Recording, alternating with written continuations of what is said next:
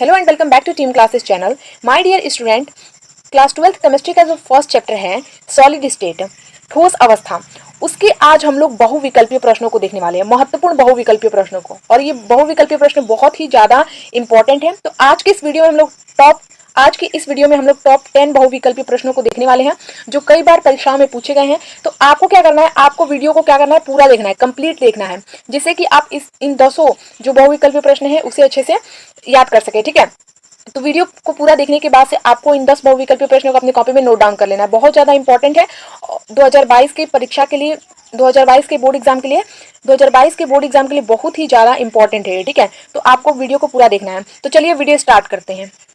तो स्टूडेंट, जैसा कि आप सभी जानते हैं कि एक क्वेश्चन के लिए आपको 1 मार्क्स मिलता है। ठीक है, एक बहुविकल्पीय प्रश्न अगर आपसे एग्जाम में पूछा जाएगा तो उसके लिए आपको 1 मार्क्स पूरा मिलेगा। ठीक है, ओके।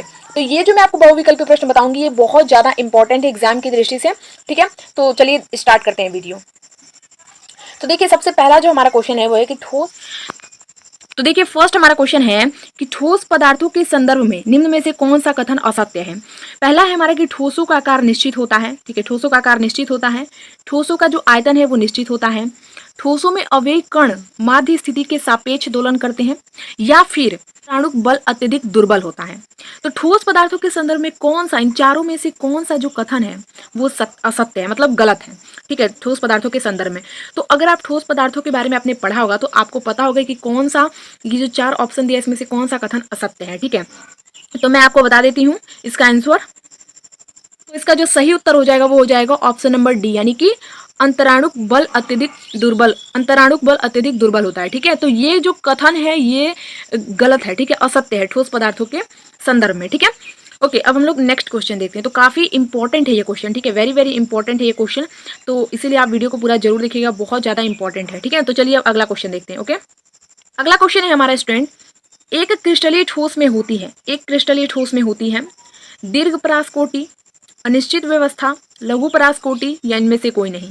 तो एक जो क्रिस्टलीय ठोस होती है उसमें क्या होती है, तो एक क्रिस्टलीय ठोस में जो होती है वो होती है दीर्घ परासकोटि। मैंने यहाँ पर आपको आंसर भी बता दिया है। ठीक है, और इसका कारण भी बता दिया है कि क्यों एक क्रिस्टलीय ठोस में होती है दीर्घ परासकोटि। तो देख लेते हैं, लेकिन क्वेश्चन बहुत ज्यादा इंपॉर्टेंट है तो इसे आप अपनी कॉपी में नोट डाउन कर लीजिएगा। ठीक है, देखिए, क्रिस्टलीय ठोस में संरचनात्मक इकाई अणु या परमाणु या आयन एक निश्चित क्रम में व्यवस्थित रहती है। इस निश्चित प्रकार की इकाई की लगातार पुनरावृत्ति होती है, अतः क्रिस्टलीय ठोसों में अवयव कणों की दीर्घपराशी व्यवस्था होती है। ठीक है, तो एक क्रिस्टलीय ठोस में होती है दीर्घ परासकोटि। ठीक है, तो दूसरे का जो आंसर हो जाएगा वो हमारा ए, ऑप्शन नंबर ए हो जाएगा। ओके, अब हम लोग तीसरा क्वेश्चन देखते हैं। तो तीसरा नंबर हमारा क्वेश्चन है कि निम्न में से क्रिस्टलीय ठोस का उदाहरण है। तो 4 यहाँ पर ऑप्शन है। ऑप्शन नंबर ए है NaCl, ऑप्शन नंबर बी है KCl, ऑप्शन नंबर सी है Na2SO4 और ऑप्शन नंबर डी है ये सभी। तो निम्न में से क्रिस्टलीय ठोस का उदाहरण कौन सा है, ठीक है, इन चारों में से। तो यहाँ पर देखिए आंसर, इसका जो सही आंसर हो जाएगा वो हो जाएगा डी, यानी कि ये सभी, यानी कि NaCl, KCl, Na2SO4 ये तीनों ही जो है वो क्रिस्टलीय ठोस के उदाहरण है। तो एग्जाम में तो परीक्षा में आपसे ऐसे प्रश्न काफी पूछता है। ठीक है, दे देगा कि निम्न में से क्रिस्टलीय ठोस का उदाहरण है, तो एक ऐसे आपको 4 ऑप्शन दे देगा और उसमें से एक ऑप्शन सही होगा। ठीक है, तो इसीलिए क्रिस्टलीय ठोस के जितने भी उदाहरण होते हैं आप अच्छे से उसे याद कर लीजिएगा। ठीक है, अब चलिए चौथा नंबर क्वेश्चन देखते हैं। तो 4th नंबर क्वेश्चन है, क्रिस्टलीय ठोसों का गुणधर्म नहीं है। ठीक है, इन चारों में से कौन सा ऐसा गुणधर्म है जो कि क्रिस्टलीय ठोस का नहीं है। ओके, फर्स्ट है विसरिकता, बी है तीक्ष्ण गलनांक, सी है सतत शीतलन वक्र और डी है निश्चित गलन उष्मा। तो इन चारों में से क्रिस्टलीय ठोसों का गुणधर्म, क्रिस्टलीय ठोस का गुणधर्म कौन नहीं है। ठीक है, इन चारों में से कोई एक है जो कि क्रिस्टलीय ठोस का गुणधर्म नहीं है, तो कौन सा है, तो मैं आपको बताती हूँ, सतत शीतलन वक्र। जैसा कि यहाँ पर आप देख सकते हैं, यहाँ पर मैंने इसका कारण भी बताया है कि क्यों, तो क्रिस्टलीय ठोसों का गलनांक निश्चित होने के कारण इनके शीतलन वक्र असतत होते हैं। ठीक है, सतत नहीं होते हैं। तो यहाँ पर मैंने आपको नीचे इसका कारण भी बता दिया है। ओके, जिससे कि आपको अच्छे से समझ में आए। अब हम लोग अगला क्वेश्चन देखते हैं, क्वेश्चन नंबर 5। ठीक है, तो देखिए क्वेश्चन नंबर 5 है कि प्लास्टिक है, प्लास्टिक है क्या एक आयनिक ठोस है, कि धात्विक ठोस है, कि अक्रिस्टलीय ठोस है, या फिर आणविक ठोस है। तो प्लास्टिक है डियर स्टूडेंट एक अक्रिस्टलीय ठोस। क्या है, अक्रिस्टलीय ठोस। यहाँ पर देखिए इसका रीजन भी है, प्लास्टिक में प्लास्टिक में संरचनात्मक इकाइयों की केवल लघु परासी व्यवस्था पाई जाती है, अतः जो प्लास्टिक है यह एक अक्रिस्टलीय ठोस है, क्रिस्टलीय ठोस नहीं है। ठीक है, तो इसके साथ साथ उत्तर के साथ साथ मैं आपको कारण भी बता दे रही हूँ कि क्यों आखिर नहीं है। ओके, अब 6 नंबर क्वेश्चन देखते हैं। देखिए 6 नंबर क्वेश्चन है कि निम्नलिखित ठोसों में से किसका गलनांक उच्च होता है। इन चारों में से किसका गलनांक उच्च होता है, सहसंयोजी ठोस का, या फिर छद्म ठोस, या फिर आयनिक ठोस, या आणविक ठोस।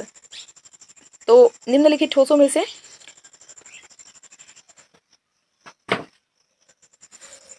तो जो आयनिक ठोस है, तो इस क्वेश्चन का जो राइट आंसर हो जाएगा वो हो जाएगा ऑप्शन नंबर सी, आयनिक ठोस। यानी कि आयनिक ठोस का जो गलनांक है वो उच्च होता है। ठीक है, बहुत ही ज़्यादा मोस्ट इंपॉर्टेंट क्वेश्चन है, बहुत ज़्यादा। अब हम लोग अगला क्वेश्चन देखते हैं। देखिए अगला नंबर क्वेश्चन 7 नंबर क्वेश्चन है कि ग्रेफाइट है एक आयनिक ठोस, धात्विक ठोस, सहसंयोजक ठोस, या फिर आणविक ठोस। तो यहाँ पर ग्रेफाइट जो है वो हमारा एक सहसंयोजक ठोस है, जैसे कि मैंने आपको उत्तर भी बता दिया है और रीजन भी उसके साथ साथ बता दिया है। ठीक है, तो जो हमारा ग्रेफाइट है वो हमारा सहसंयोजक ठोस है। देखिए सी नंबर इसका ऑप्शन सही रहेगा। और ग्रेफाइट में अत्यंत प्रबल तथा दिशात्मक सहसंयोजक आबंध पाए जाते हैं, अतः यह सहसंयोजक ठोस है। मैंने आपको रीजन भी बता दिया है साथ साथ में, ताकि आपको कंफ्यूजन बिल्कुल ना हो। ठीक है, अब अगला क्वेश्चन देखिए। अगला 8 नंबर क्वेश्चन है कि निम्नलिखित में से हाइड्रोजन आबंधित आणविक ठोस है।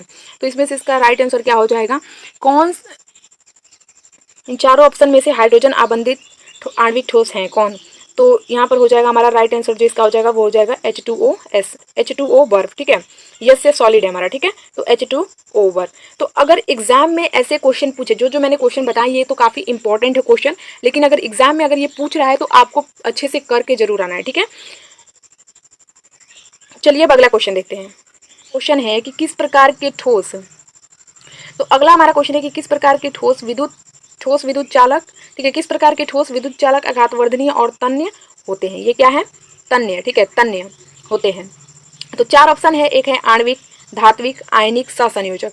तो बताइए जरा, ये तो बहुत सिंपल सा क्वेश्चन है कि किस प्रकार के जो ठोस हैं वो विद्युत चालक, आघातवर्धनीय और तन्य होते हैं। तो सीधा सा सिंपल सा इसका आंसर है धात्विक। ठीक है, धात्विक। देखिए यहाँ पर मैंने आपको रीजन बताया कि गतिशील इलेक्ट्रॉनों की उपस्थिति के कारण धात्विक ठोस विद्युत तथा ऊष्मा के सुचालक होते हैं, या आघातवर्धनीय एवं तन्य होते हैं। तो काफी ये मोस्ट इंपॉर्टेंट क्वेश्चन है। ठीक है, देखिए इंपॉर्टेंट लिखा है, काफी मोस्ट इंपॉर्टेंट क्वेश्चन है। अब हम लोग अगला क्वेश्चन देखते हैं। ठीक है, 10 नंबर क्वेश्चन जो कि लास्ट क्वेश्चन है हमारा। तो देखिए 10 नंबर क्वेश्चन है कि लोह चुंबकीय ठोस में चुंबकत्व का गुण होता है। लोह चुंबकीय ठोस में चुंबकत्व का गुण होता है, अस्थायी होता है कि मिश्रित होता है कि अस्थायी होता है कि इनमें से कोई नहीं। तो लोह चुंबकीय ठोस में चुंबकत्व का जो गुण होता है अस्थायी होता है। क्या होता है, अस्थायी होता है। अब क्यों होता है ऐसा, तो यहाँ पर सब रीजन है।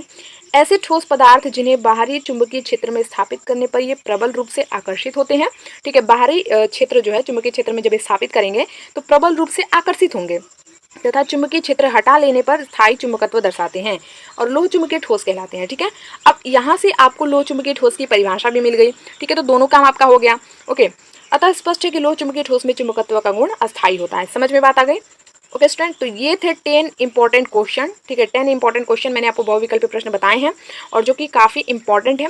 तो आपको क्या करना है कि आपको इन क्वेश्चन को अपनी कॉपी में नोट डाउन कर लेना है। ठीक है, तो अगर आपको ये वीडियो आपके लिए हेल्पफुल लगा हो तो वीडियो को लाइक फटाफट से कर दीजिएगा। ठीक है, वीडियो को लाइक करना बिल्कुल मत भूलिएगा, वीडियो को लाइक कर दीजिएगा। ठीक है, और साथ ही साथ में अगर अभी तक, ठीक है, अगर अभी तक आपने चैनल को सब्सक्राइब नहीं किया है तो चैनल को भी सब्सक्राइब करना बिल्कुल मत भूलिएगा। ठीक है, चैनल को सब्सक्राइब करके और साथ ही साथ में नोटिफिकेशन बेल को भी ऑन कर दीजिएगा, जिससे मैं जब भी वीडियो अपलोड करूँ तो उसका नोटिफिकेशन आपको मिल जाए।